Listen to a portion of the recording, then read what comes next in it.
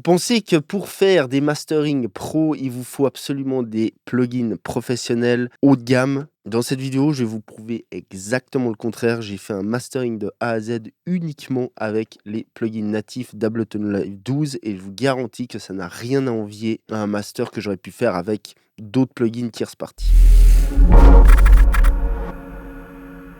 Avant qu'on commence et que je vous montre tout ça, les amis, allez sur strobstudio.school, downloadez 300 presets Serum haut de gamme gratuits, plus une formation online complètement gratuite qui vous apprendra à setup votre home studio et à éviter toutes les erreurs communes que les 3/4 des producteurs font. Petit disclaimer, si la formation n'est pas encore disponible, elle va arriver. Dans tous les cas, dès le moment où vous êtes sur la mailing list, on vous enverra un mail pour que vous puissiez accéder à la formation. Donc allez-y, 100% gratuit, enjoy. Ok, donc vous avez le mix ici sur la piste du haut et vous avez toute la chaîne qui est ici. Donc maintenant, ici, vous avez le résultat qui est master, comme je vous ai fait écouter en tout début de vidéo. Je tiens à dire un truc, c'est que ça a été quand même un challenge. Je tiens à le dire, il faut dire ce qui est. Avec les plugins natifs de Live, il y a eu certains aspects, notamment le limiting et le fait d'expandre, de contrôler les transients, qui a été, on va dire, un poil plus complexe, qui m'a pris un poil plus de temps que ça ne m'aurait pris avec mes plugins habituels, par exemple comme avec un Pro MB. Dans Live, on n'a vraiment pas grand-chose qui fait de manière native du contrôle de transients. Alors, vous allez voir par contre que j'ai trouvé une super, on va dire, un super moyen de remplacer ça en faisant un routing un poil plus complexe, en séparant par bande, mais vous allez voir qu'au final, ça marche très très bien. Et au final, sincèrement, c'était un bon exercice parce que simplement, j'ai réussi à avoir un super résultat en utilisant uniquement les plugins de Live. Comme quoi, la preuve est vraiment que c'est pas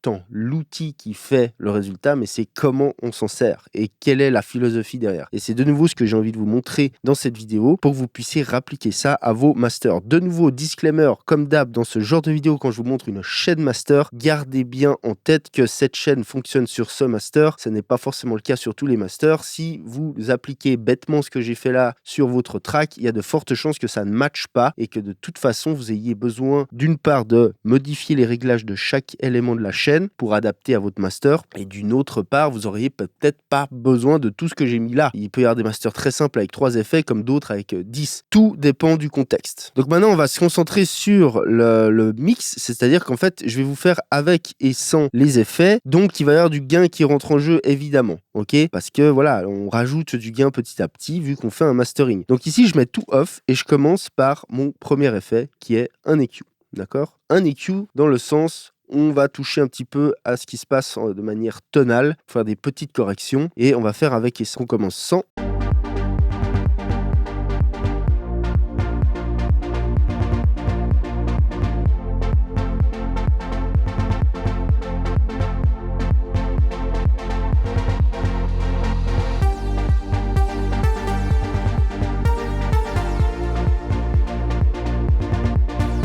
Vous voyez que ça crée de la rondeur, on assied le kick comme on dit en français, c'est-à-dire qu'on shift le focus, là j'utilise l'anglicisme, on change notre perception sur quoi on se concentre quand on écoute le bas, en faisant un petit creux, je vais vous mettre ça en grand, un petit creux ici dans les bas mids et en rajoutant un peu de sub. Donc en fait on avait ce côté un poil boomy parce qu'il y a des éléments par là qui tapent un poil trop on va dire, et on réduit un poil cette région et on augmente un poil plus bas, ce qui a pour effet de shifter notre attention plus sur les subs et un petit peu moins dans les basses bas mids. Ce qui ici fait du bien, rend le truc plus rond. Et ici on a un simple cut qui vient cutter plutôt le synthé.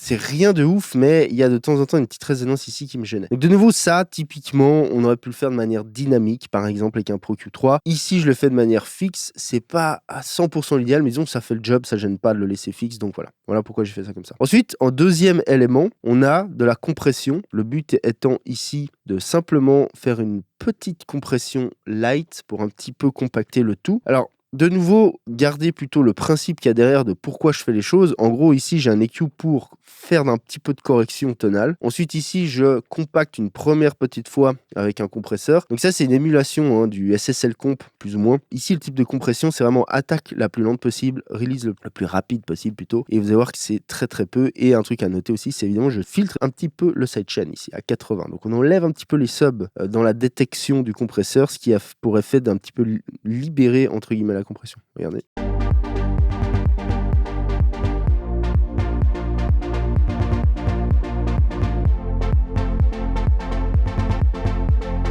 Alors c'est très, très light, c'est très subtil, hein, mais de toute façon, en mastering, c'est toujours par petites étapes et petits paliers qu'on amène une différence et ça crée un tout petit poil de punch en plus parce que quand le kick tape, en fait, il va laisser passer le transient un petit peu et compresser un tout petit poil après. Donc c'est un petit peu tendance à ramener un peu l'impact du kick un petit peu devant. Mais c'est très subtil, je vous l'accorde, hein. Ensuite ici, on a un multiband dynamics. Donc avec lui, on fait plusieurs choses. Là, on rentre dans des choses un peu plus complètes. Ceci étant dit, hein, ce multiband dynamics, c'est un super plugin. Ça, les gars, c'est ce qui a façonné une grande partie de la musique électronique, c'est ce plugin-là, hein, parce que OTT, c'est un preset de ce plugin-là. Donc, si on sait vraiment comment s'en servir en faisant de l'expansion, un mélange d'expansion et de compression, on peut vraiment obtenir de super résultats. Avec lui, ce que je fais, c'est que j'expand, hein, les aigus, ok.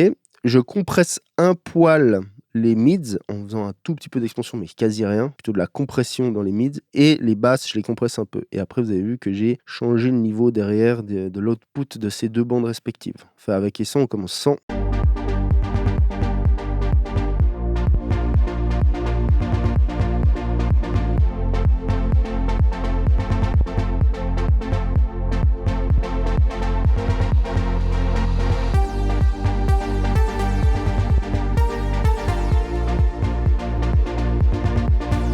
Vous voyez que là, l'avant et après est relativement drastique, c'est-à-dire que lui amène vraiment cette espèce de couche de patine. En fait, en gros, ça amène un peu cet effet OTT, on va pas se mentir, qui ici fait du bien, spécialement dans les aigus. Ça crée vraiment de la densité dans les aigus. On remonte, on bouche un peu les trous en faisant de l'expansion, c'est-à-dire en gros, on rajoute des aigus entre les transients. On touche pas au niveau fort, mais on rajoute par les niveaux faibles, par le bas, comme on dit. Ça, c'est une super technique pour ajouter de la densité, hein. J'en parle de long et en large, par exemple, dans ma formation Loudness Secrets.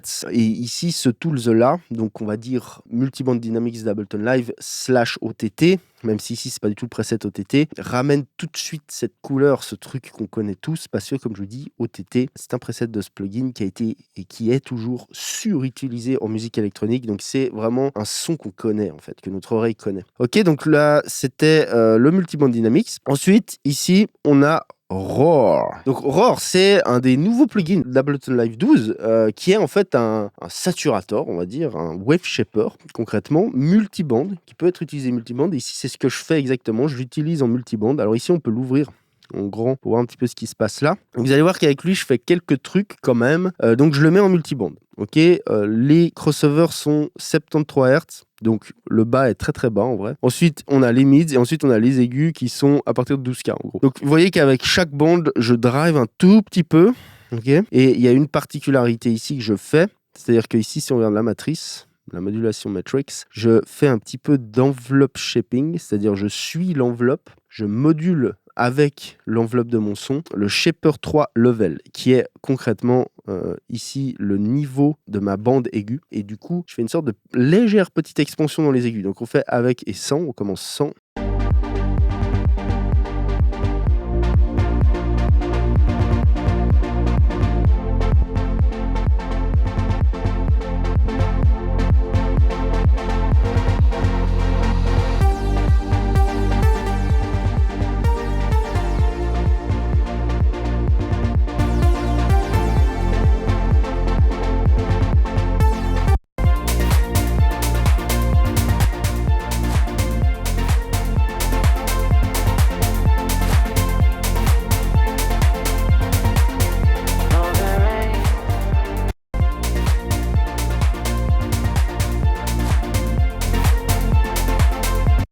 Vous voyez qu'en fait, on rajoute du gain, évidemment, un petit peu, mais en même temps, on clip légèrement le signal aussi avec ça. On peut voir ça comme à la fois une saturation qui amène clairement de la densité, parce que là, vous avez vu, c'est drastique en termes de densité de ce que ça amène dans les trois bandes, hein. Et en même temps, on commence à légèrement clipper. Donc ça, c'est un des éléments qui amène beaucoup de loudness et de densité, concrètement, qui marche très bien. Ce plugin, sincèrement, je ne l'ai pas encore beaucoup utilisé, mais c'est un super plugin, de nouveau, qui n'a rien à envier à des plugins, par exemple, comme Trash 2, etc., hein. Il y a des fonctions en moins, évidemment, mais sincèrement, on a quelque chose qui est très capable, comme on dit. Pour ceux qui souhaiteraient vraiment approfondir toutes ces techniques pour créer du loudness, du band loudness, comme j'appelle ça, je vous réfère à ma formation qui s'appelle Loudness Secrets, où on va de fond en comble dans toutes les techniques de A à Z, tout ce que vous devez savoir. En suivant cette formation, vous serez réellement capable de faire du bon loudness en partant du sound design, production, mixage et mastering. C'est une formation qui est plutôt pour les intermédiaires avancés, mais pour ceux qui souhaitent réellement apprendre ces techniques et le faire correctement, parce que faire du bon loudness, c'est facile, mais faire du loudness tout en sonnant bien et clair et punchy, c'est une autre histoire. Vous allez sur stropstudio.school. La formation est sortie il n'y a pas longtemps, pour l'instant, elle est encore à moins 50%. Suivant quand vous regardez cette vidéo, ce sera peut-être le cas ou pas, mais dans tous les cas, je vous mets les liens dans la description. Ensuite, on a de l'EQ de nouveau pour reshaper un poil le bas. En fait, comme vous voyez, c'est un peu le même principe que ce que je fais au début. Je le réapplique un poil ici.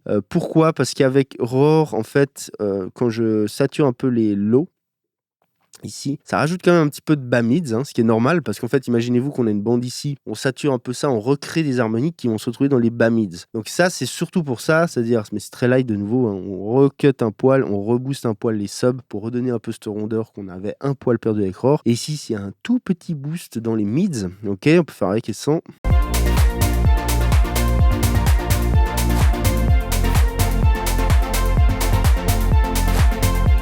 Très subtil sincèrement. Derrière, on a un autre EQ.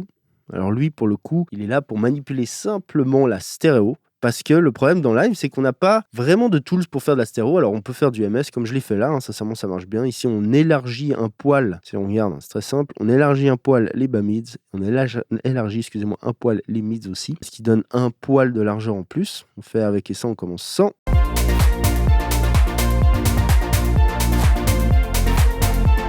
Ok, et ici on arrive sur un process qui est un poil plus complexe, un poil plus technique, mais quand je vous parlais en début de vidéo du process où j'ai un petit peu galéré pour manipuler les transients dans Live, c'est un petit peu ce qui nous manque, on va dire. Alors je sais, il y a Drumbus par exemple qui a une fonction qui manipule un peu les transients, mais c'est trop drastique pour mettre ça sur un master. Ici j'avais vraiment besoin, moi j'adore quand je fais des mastering, gérer les transients en fait, gérer surtout les transients des aigus, des mids, parce que c'est ça qui donne une perception de est-ce que le master est écrasé ou pas. Donc le fait de pouvoir par exemple rajouter un poil de transition dans les aigus peut aider tout de suite à donner une perception de punch accrue. Et ici c'est vraiment le but, c'est vraiment ce que j'ai voulu faire. Donc ce que j'ai fait, on aurait pu le faire de différentes manières, mais ce que j'ai fait, c'est que j'ai splitté 3 bandes en fait. Et en gros pour splitter mes bandes, je me suis servi simplement du multiband dynamique, ce qui est par défaut, qui n'agit pas, c'est-à-dire qu'il ne compresse rien, il ne fait rien. Et j'ai simplement mis 3 bandes sur une bande, vous voyez que j'ai les high en solo, ensuite j'ai les mid, et ensuite j'ai les lows en solo, ce qui me permet d'avoir 3 bandes séparées, donc mes lows.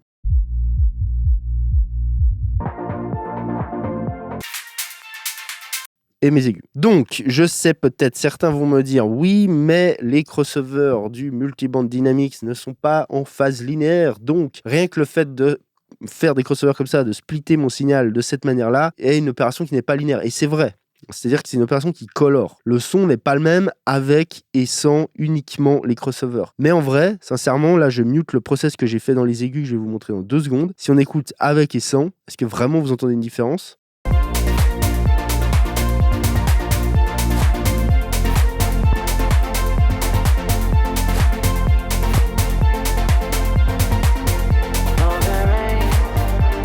Je vais vous dire la vérité, j'entends une différence, mais je préfère avec en fait. Je préfère avec le crossover que sans. Et ça crée une espèce de petite séparation entre les subs et les mids qui est en vrai sympa. Donc en fait là je m'en sers à mon avantage et c'est pour ça que j'ai gardé ça. Il y aurait d'autres manières de le faire qui sont beaucoup plus complexes. Surtout si on voudrait faire ça que avec les plugins de Live, mais c'est possible de faire des crossovers full linéaires, mais bon, ça sera peut-être pour une autre vidéo. Mais là, pour le coup, j'ai gardé ça parce que sincèrement, j'aimais bien le son. Et ce que j'ai fait simplement, c'est un traitement dans les aigus, dans la bande aiguë, et le traitement, le voici, c'est un compresseur qui est en mode expansion, comme vous voyez. Attaque fermée au minimum parce qu'on veut tout de suite catcher ce qui passe au-dessus du threshold. Et release assez court. Et ce qu'il va faire, c'est ça. Regardez bien ici, le gain reduction. Au lieu de réduire, il va rajouter. On rajoute un peu de transition dans la bande des aigus, en fait. Alors, on peut écouter avec et sans. Donc, on écoute tout le master avec et sans. Je vais vous muter ici. Regardez bien, on commence sans.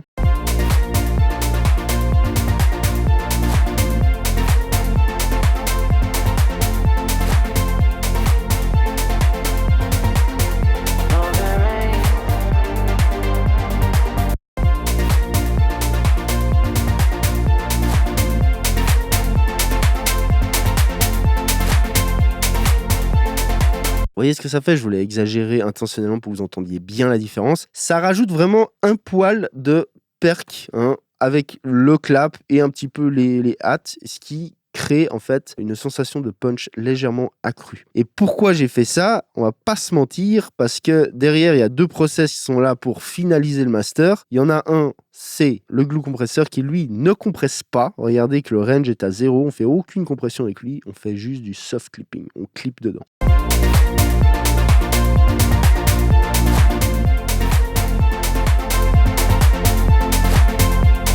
On aurait pu faire ce clipping de différentes manières dans live. On aurait pu réutiliser un roar bien réglé. On aurait pu utiliser un saturator. Voilà. Mais moi, j'aime bien le son, sincèrement, du soft clipping de ce compresseur. Donc, je l'ai fait de cette manière-là. Mais sachez qu'il y a différentes manières de le faire. Et au final, on a un bon loudness, un bon gain en plus. Et pour finir, on a une légère couche de limiting, mais très peu.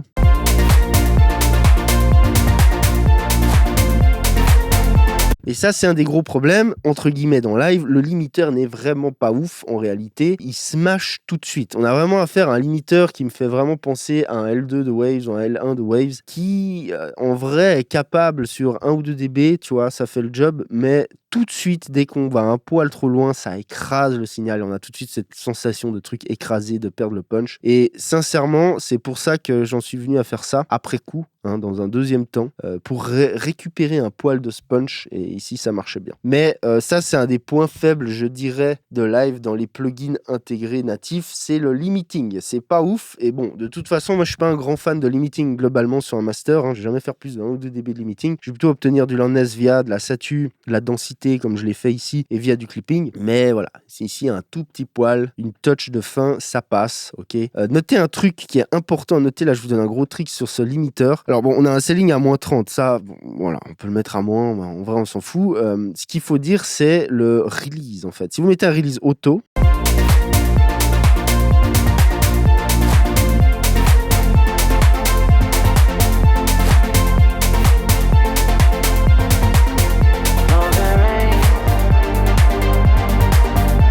avec un release auto, vous êtes un poil moins loud et le mode auto, alors ça c'est un autre topic dans les limiteurs, mais globalement c'est ce qui va faire beaucoup le son d'un limiteur look ahead, comme on appelle ça. Donc ça c'en est un, c'est la manière en fait dont il release et l'algorithme qu'il y a de auto-release. Si vous prenez par exemple un Pro L2, ce qui fait que c'est un super limiteur, c'est que l'algorithme de release et d'attaque aussi dans l'absolu, mais est automatique. Alors on lui donne une fourchette de temps dans lequel il agit, mais il agit de manière intelligente, c'est-à-dire qu'il s'adapte au contenu transitoire. Et dans Pro L2, par exemple, c'est un super algorithme, c'est un des meilleurs. C'est ce qui fait qu'on a un super limiteur. Il y a ça, il y a plein d'autres facteurs, mais dans les grandes lignes, c'est un gros facteur important dans les limiteurs à prendre en compte. Et ici, sincèrement, le mode auto, moi, je le trouve trop lent, il écrase trop et je suis vraiment pas fan. Je préfère le mettre en mode manuel. Alors qu'en mode manuel, vous réglez votre release automatiquement. Il y a plus de chances que vous ayez de la satu, ça va être plus agressif. Surtout si vous avez un release court. Mais ici, pour quelques petits peu de dB qui fait de limiting, je trouvais mieux en mode manuel avec un release plutôt court. Donc ça, c'est un limiting plutôt agressif, mais très peu, donc ça passe. Donc voilà, ici dans mon ADPTR, ce que vous avez ici en orange, c'est le master, c'est le résultat de tout ce qu'on a fait, et en bleu, c'est le mix ici, donc avec tous ces plugins mutés. Ici, évidemment, c'est gain matché et c'est loudness matché. Plutôt, c'est plus juste de le dire comme ça. C'est ce que vous avez vu en début de vidéo et on refait un avec et sans. C'est parti, on commence sans. Donc bleu, c'est sans traitement, c'est le mix, et orange, c'est le master.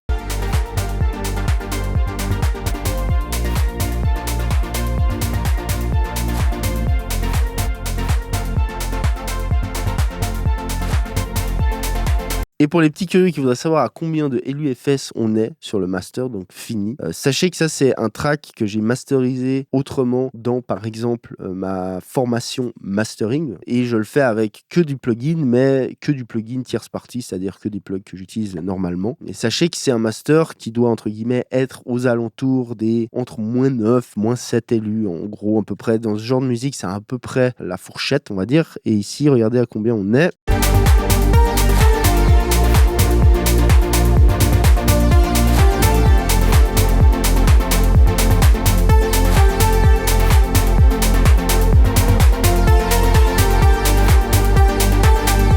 On va dire qu'en gros, on est vers les moins 8 LUFS en short terme et on est complètement compétitif. Sachez même qu'on pourrait sans problème pousser 1 ou 2 dB de plus en clippant un poil plus ici le glue compresseur par exemple, je vous montre.